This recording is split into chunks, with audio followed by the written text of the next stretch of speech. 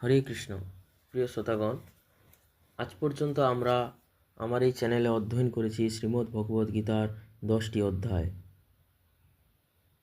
বন্ধুগণ, যদি শ্রীমদ্ ভগবদ্গীতার অধ্যায়গুলির শ্লোকের বাংলা জানতে হয় তবে আমার এই চ্যানেলটি সাবস্ক্রাইব করে সঙ্গে থাকুন। আজকে অধ্যয়ন করব শ্রীমদ্ ভগবদ্গীতার 11 অধ্যায়। অধ্যায়ের নাম বিশ্বরূপ দর্শন যোগ। অর্জুন উবাচ।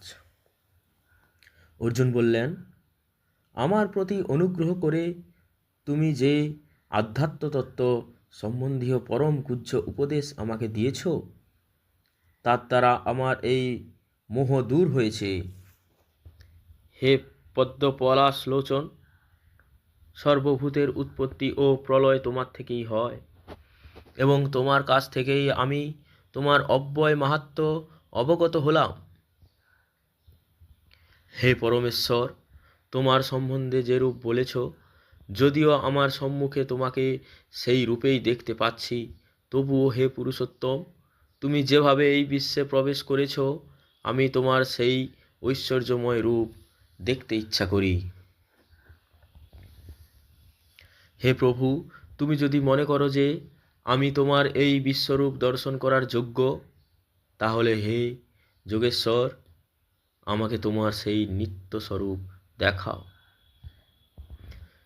শ্রী ভগবান উবাচ। শ্রী ভগবান বললেন, হে পার্থ, নানা বর্ণ ও নানা আকৃতি বিশিষ্ট শত শত ও সহস্র সহস্র আমার বিভিন্ন দিব্য রূপসমূহ দর্শন করো। হে ভারত, দ্বাদশ আদিত্য, অষ্টবসু, একাদশ রুদ্র, অশ্বিনী কুমারদ্বয়, 49 মরুত এবং অনেক অদৃষ্টপূর্ব আশ্চর্যরূপ দেখো। হে অর্জুন, আমার এই বিরাট শরীরে একত্রে অবস্থিত সমগ্র স্থাবর জঙ্গম মাত্রক বিশ্ব এবং অন্য যা কিছু দেখতে ইচ্ছা করো তা এক্ষণে দর্শন করো। কিন্তু তুমি তোমার বর্তমান চক্ষুর দ্বারা আমাকে দর্শন করতে সক্ষম হবে না, তাই আমি তোমাকে দিব্যচক্ষু প্রদান করছি। তুমি আমার অচিন্ত যজ্ঞৈশ্বর্য দর্শন করো।